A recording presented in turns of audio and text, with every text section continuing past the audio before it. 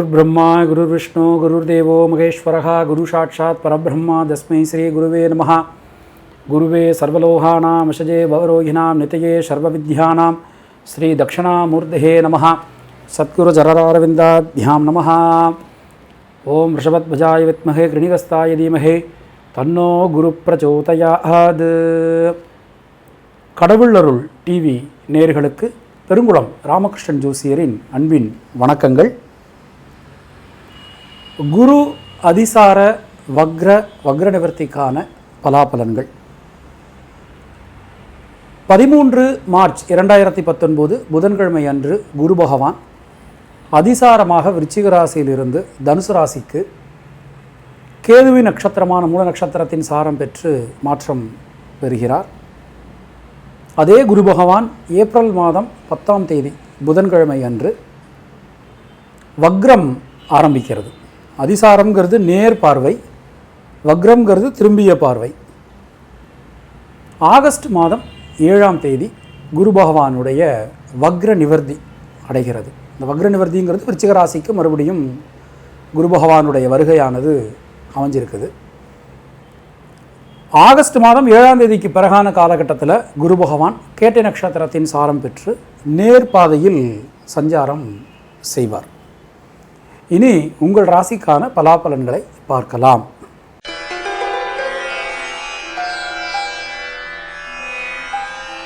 மனோகாரகன் மாதாகாரகன் என்று சொல்லக்கூடிய சந்திரனை ராசிநாதனாக கொண்ட கடகராசி அன்பர்களே, பொதுவாக கடகராசிக்காரங்க பார்த்தோம்னா உணர்வுகளுக்கு முக்கியத்துவம் கொடுக்கக்கூடியவங்களாக இருப்பாங்க. ஆங்கிலத்தில் என்ன சொல்லுவாங்கன்னா கேன்சர் இஸ் சென்சிட்டிவ் அப்படின்னு சொல்லுவாங்க. ரொம்ப ரொம்ப சென்சிட்டிவான மனிதர்கள், ஈரமனம் கொண்டவர்கள். ஏன்னா சந்திரனை ராசிநாதனாக கொண்டவங்க இல்லையா, ஈரமனம் கொண்டவர்கள். கடகராசிக்கு மிக மிக மிக ஒரு முக்கியத்துவம், எந்த ஒரு சூழ்நிலையிலுமே பார்த்திங்கன்னா கடகராசிக்கு மிக மிக ஒரு முக்கியத்துவம் உண்டு. சரராசி பஞ்சபூத தத்துவத்தின் அடிப்படையில் நீரை மையமாக கொண்டவர்கள், நீர் ராசி. அதனால தான் கடகராசியில் பிறந்தவங்களுக்கு கேஷ் ஹேண்ட்லிங் சரியாக வராது. ஸோ பணம் சம்பந்தமான விஷயங்களில் இவங்க கொஞ்சம் வீக்கானவங்கன்னு சொல்லலாம். சீக்கிரம் அழுதுருவாங்க, சீக்கிரம் சிரிச்சிருவாங்க, சீக்கிரம் கோவப்பட்டுருவாங்க. ஃபேமிலி பாண்டிங் ரொம்ப ரொம்ப ஜாஸ்தி, ஃபேமிலி அட்டாச்மெண்ட் ரொம்ப ரொம்ப ஜாஸ்தி. தந்தையாரை விட தாயாரின் மீது அதீத பாசம் கொண்டவர்களாக இவங்க இருப்பாங்க. கடக ராசியில் தான் குரு பகவானுடைய சொந்த நட்சத்திரமான பூசம் நட்சத்திரம் அமைந்திருக்கிறது. இவங்க கடக ராசியில் தான் குரு பகவான் உச்சமாவார், செவ்வாய் நீசமாவார். இந்த அதிசாரம் பெற்ற குரு பகவான், வக்ரம் பெற்ற குரு பகவானுடைய நிலைமையை பார்த்தோம்னா உங்கள் ராசிக்கு 6ஆம் இடத்துல குரு பகவானுடைய சஞ்சாரமானது சனி மற்றும் கேதுவுடன் இணைந்து இருக்கிறது. உங்களுடைய ராசிக்கு விரயஸ்தானத்தில் ராகு பகவானுடைய சஞ்சாரமானது அமைந்திருக்கிறது.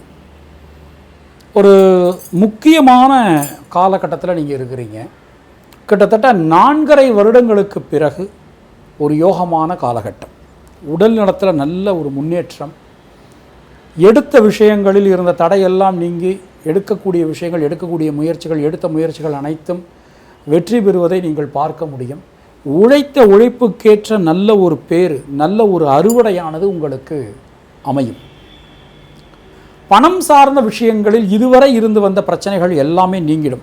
இப்போ குரு பகவான் அதிசாரம் பெற்றாலும் கூட உங்களுடைய தனவாக்கு குடும்பஸ்தானத்தை பார்ப்பார். மறுபடியும் வக்ர நிவர்த்தி ஆனாலும் உங்கள் ராசியை 9ஆம் பார்வையாக பார்ப்பார். அந்த அளவிற்கு ஒரு நல்ல காலகட்டத்தில் நீங்கள் இருக்கிறீங்க. குடும்பம் சார்ந்த விஷயங்களில் நல்ல சந்தோஷம், மகிழ்ச்சியான தருணங்கள், சுப நிகழ்ச்சிகள் நல்லபடியாக நடக்கிறது, இது எல்லாம் உங்களுக்கு நிறைவாக இருக்கும். அது மாதிரி தொழில் உத்தியோகம் ரொம்ப சிறப்பாக இருக்கும். ஏன்னா தொழில் ஸ்தானாதிபதி செவ்வாயினுடைய சஞ்சாரம் இந்த காலகட்டத்தில் பார்த்தோம்னா உங்களுடைய தொழில் ஸ்தானம், லாபஸ்தானம், விரயஸ்தானம், இது மூணுலையுமே இந்த காலகட்டத்தில் அமைஞ்சிருக்குது. குரு பகவானுடைய பார்வையும் தொழில் ஸ்தானத்தின் மீது விழுறதுனால நீண்ட காலத்துக்கு பிறகு ஒரு நல்ல தொழிலில் நல்ல லாபம் உங்களுக்கு கிடைக்கக்கூடியதை நீங்கள் பார்க்க முடியும்.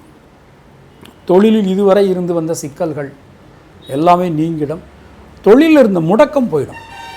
புதிய புதிய முயற்சிகள் உங்களுக்கு கை கொடுக்கும். ஏற்கனவே தொழில் செஞ்சுக்கிட்டு இருந்தவங்க மீண்டும் ஒரு உபதொழில் ஆரம்பிப்பதற்கான ஒரு நல்ல சூழல் உருவாகி இருக்கிறது.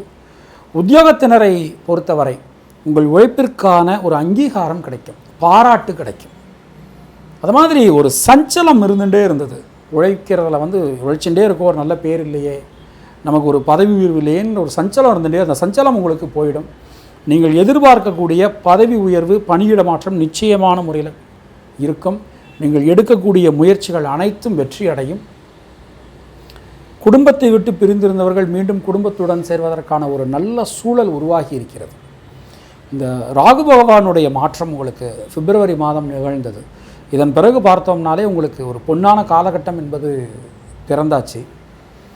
கடகராசியில் பிறந்த பெண்களுக்கு உடல்நலத்தில் நல்ல ஒரு ஆரோக்கிய மேம்பாடு ஏற்படும். கலைத்துறையினரை பொறுத்தவரை சுக்கிரன் உச்சமாகக்கூடிய காலகட்டத்தில் இருந்து பார்த்தோம்னா, அதாவது 22 ஏப்ரல் இதில் சுக்கிரன் உச்சமாகிறார். அதன் பிறகு ஒரு காலகட்டத்தில் பார்த்தோம்னா உங்களுக்கு மிக மிக மிக பொன்னான ஒரு காலகட்டம். அரசியல் துறையினரை பொறுத்தவரை ஜொலிக்கக்கூடிய ஒரு காலகட்டம். எடுக்கக்கூடிய முயற்சிகள் அனைத்தும் வெற்றி அடையும். கண்டிப்பாக சாதனைகளை நீங்கள் புரிவதற்கான ஒரு நல்ல சூழல் உருவாகி இருக்கிறது. மாணக்கர்களை பொறுத்தவரை கல்வி மிக மிக ஒரு நல்ல யோகத்தை கொடுக்கக்கூடிய ஒரு அமைப்பாக உங்களுக்கு அமைந்திருக்கிறது. எடுக்கக்கூடிய முயற்சிகள் அனைத்தும் வெற்றி அடையும். புனர்பூசம் நட்சத்திரத்தில் பிறந்தவர்களுக்கு உடல்நலத்தில் ஆரோக்கிய மேம்பாடு உண்டாகும். பூசம் நட்சத்திரத்தில் பிறந்தவர்கள் எந்த ஒரு விஷயத்தையும் ஆரம்பிக்கும் போது ஆலோசனை பெற்று செய்வது நன்மையை கொடுக்கும். ஆயில்யம் நட்சத்திரத்தில் பிறந்தவர்களுக்கு புதிய வீடு மனை வாய்ப்புகள் உண்டாகும். தினசரி அபிராமி அந்தாதி சொல்லி அம்பாள் வழிபாடு செய்து வருவது உங்களுக்கு நன்மையை கொடுக்கும். ஓம் சக்தி பராசக்தி இந்த மந்திரத்தை தினமும் காலை எழுந்தவுடன் 21 முறை சொல்லி அன்றைய நாளை தொடங்கினால் உங்களுடைய முயற்சிகள் அனைத்தும் வெற்றியடையும். உங்களுடைய அனுகூலமான எண்கள் 2, 3, 6, 9. அதிர்ஷ்டமான ஹோரைகள் சந்திரன் மற்றும் குரு. வரக்கூடிய விகாரி வருஷ தமிழ் புத்தாண்டு அன்று 14 ஏப்ரல் 2019 ஞாயிற்றுக்கிழமை அன்று சென்னை அம்பத்தூரில் ஸ்ரீ மகாலட்சுமி திருமண மண்டபத்தில் விநாயகருக்கு தமிழ் புத்தாண்டை முன்னிட்டு ஒரே நாளில் லக்ஷ ஆவர்த்தி ஹோமம், அதாவது 1 லட்சம் ஆவர்த்தி ஹோமமானது நடைபெற இருக்கிறது. இந்த ஹோமத்தில் பங்கு பெறுவதற்கு எந்த விதமான கட்டணமும் கிடையாது. அதே வேளையில் அங்கே அன்னதானம் நடக்கிறதுனால நம்மால் முடிந்த பொருளுதவி, பண உதவி தாராளமான முறையில் செய்யலாம். தனித்தனி சங்கல்பம் செய்வதற்கு கட்டணம் உண்டு. உங்களுக்கு மேலதிக விவரங்களுக்கு நீங்கள் அணுக வேண்டிய தொலைபேசி எண் 8939043436, 8939041417. உங்களுடைய சங்கல்பம் பெயர்களை நட்சத்திரம் ராசிகளோடு இந்த நம்பருக்கு நீங்கள் எஸ்எம்எஸ் பண்ணலாம். இல்லைன்னா வாட்ஸ்அப் கூட தாராளமான முறையில் பண்ணலாம். மாலை 6 மணிக்கு எம்முடைய புத்தாண்டுக்கான ராசி பலாபலன் அங்கு லைவாக நாம் சொல்ல போகிறோம். இந்த ஹோமமானது காலையில் 7 மணிக்கு தொடங்கி மாலை 5 மணியோட நிறைவுறும். காலையில் 10 மணிக்கு நம்ம அம்பத்தூர் மகளிர் குழு சார்பாக விஷ்ணு சஹஸ்ரநாம பாராயணம், லலிதா சஹஸ்ரநாம பாராயணம் மற்றும் திருப்புகழ் பாராயணம் நடைபெறும். உங்களுக்கும் உங்கள் குடும்பத்தினருக்கும் இறைவன் நீண்ட ஆயுளையும் நல்ல ஆரோக்கியத்தையும் வழங்கட்டும் என நான் இறைவனிடம் வேண்டுகிறேன், பிரார்த்திக்கிறேன், ஆசீர்வதிக்கிறேன். நன்றி, வணக்கம்.